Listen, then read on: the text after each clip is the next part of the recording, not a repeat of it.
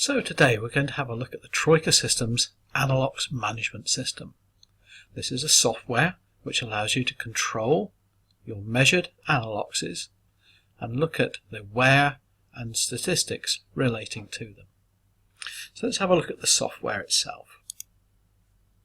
So here we have our site, and we can have versions of the software which shows us multiple sites. So if you are a large corporate, you can have one database and be able to monitor your roles throughout your print sites. In this instance, I'm looking at my site here at Highworth, and I can see all of my Aniloxes here. Now, this is a great list, but of course I want to be able to manage that. So first of all, I perhaps want to show roles that maybe are in need of refurbishment. A very simple click of a button and editing the setup to allow me to search for those roles within a specification. I may also want to see which roles are for coating, and I can see that they're either unassigned here at a particular site or a particular press line. At least I know the location of them. And the same is true for roles where I have an issue that I need to do some measurements, and therefore it'll show me the roles that I've not measured for the last 6 months. So I can use it as a very proactive workflow process. However, the issue for printers is knowing that my Aniloxes are in suitable condition to be used on press. So let's have a look. If I look at my press line here, if I look at all of my Aniloxes relating to this particular press line, I've got some process, line work, solid and coating rollers. But if we look here, my process rollers should be of the same value. What I've got is a lot of range of values. We've all come across the situation when there are a duplicate set of rolls on a press. The press operator is asked, which roll do you want to use? Which are you going to use for this job? The rolls have got the same specification, but they always choose one roll in particular. Why is that? Well, of course, the answer is I get a stronger colour from this roller. I don't know why. They don't know what the measurement should be, but it always gives them a stronger colour. So they will continue to use that one. However, the real reason that gives them a stronger colour is that the alternate roll, and we can see here, there's two rolls here, same specifications, but I've got a variance in the volumes, and therefore it'll deposit less ink and I get a weaker colour. We know already through the Anilox QC software that a variance of more than 0.25 BCM or 0.4 cubic centimetres is approximately 3 delta E on press for process rolls. So if I've got more than that variance, then I have an issue with that roller, and I will have a variance of print density across the web. I look at these rolls here, 3% is very good, and we would always say that a tolerance of 5% is very acceptable. But when I have a tolerance of 12% or even 25% here, then I did really have an issue. So let's have a look at this roll. And we can see the original reading, 3.6 and 4.1. That gives me a variance of 12%. I do not want to put that on press. What I will end up with is a difference in density across the web, and that is wrong. So let's have a look at some history for a roller. So if I come to my press here, I've got my Anilox here. If I double click on it, we can see its suitability, press line, Anilox ID and so on. But I've got some notes here. My original measurement reading, which is this line here. Okay, and it was a very good roll when it was manufactured. A 2% tolerance, extremely good. 100% capacity, of course, it's the first time we've measured it. But now, this is my area here that I'm looking at, my last measured roll, which relates to this measurement. And you can see here the capacity has been reduced from 5.47 to 4.47, a difference of 1 BCM. The tolerance is over 5%, and the capacity is less than 85%. And we find by practice most rollers for process 85% capacity, it is then nearly worn out and not able to do the job it was intended for. But I can see here that all of my measurements have been made over time. You can see when we first started measuring the roll, a very good variance compared to the original figures. Still very good. A small loss of capacity, certainly nothing to worry about, and our flag is green. However, after a number of years, we see that the volume has decreased significantly, but still just within the function of strengthening the inks to obtain the density we need.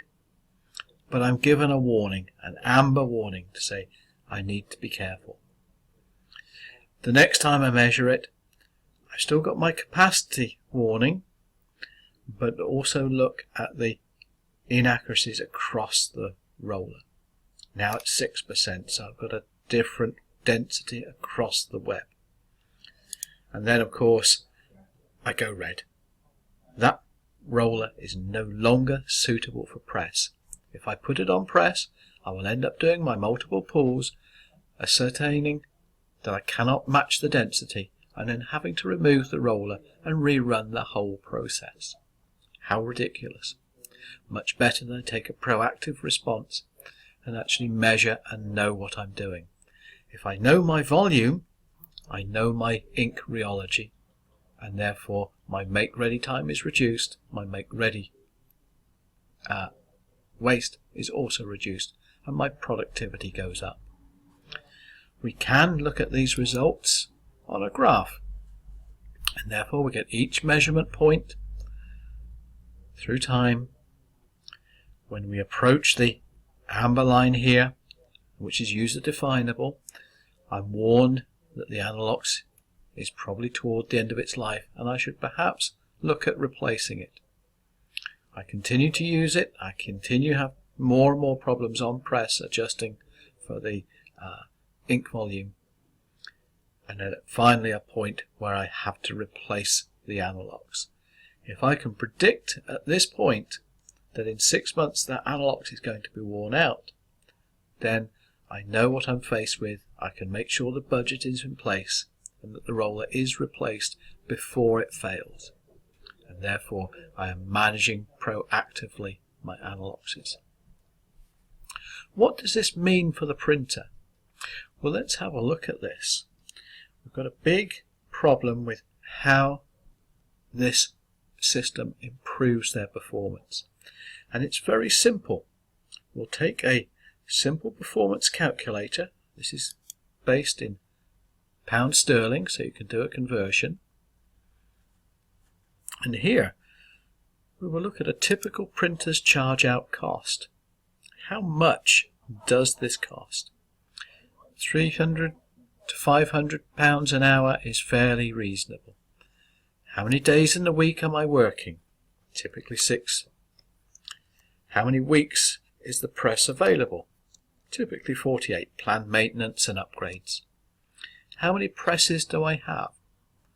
3. And how many shifts am I working? Typically printers 2 shifts. So we know we can save an hour a day per press. So we can multiply that to arrive at 1,728 hours. Multiply that by £350 gives us £604,800 available press time for printing. Chargeable press time. Impressive. But also the waste calculation. What happens here? How many jobs on each press per day? Well, let's say fairly typically 7. In terms of pulls, how many pulls does it take to get right? Industry would say 3 to 5. Let's agree somewhere in the middle. And the cost per metre, this is ink and substrate per square metre. And typically we find 5 pence, 10 pence, but pharmaceuticals typically 5 to 10 times that value. And the typical meterage of waste per pull. We already know 6 days of the week, 48 weeks of the year, and 3 presses. So annually they are throwing in the skip £483,840 directly into the skip. Let's stop that. It makes sense to manage your Anilox and recover, again from market surveys, typically 15% of that make-ready waste. So therefore we can save them each year £72,576. It makes sense that we should purchase a camera to help us achieve that. So if we look at all of our values and the cost of the camera, including the AMS software, installed and delivered, an ROI of less than 0.2 of a month, even with just waste saving. 2 months, just 2 months return on investment. Of course, they will be able to have to make some calculations on changing their worn out rollers, adopting a better cleaning process if that's the issue, and educating the press operators to be more proactive and reactive to the management of their Anilox and the job setup. So therefore, we'd normally find a 3 to 6 month return on investment. So thank you for your time. If you have any questions, please talk to your Troika representative and we'd be happy to answer anything you wish. Thank you.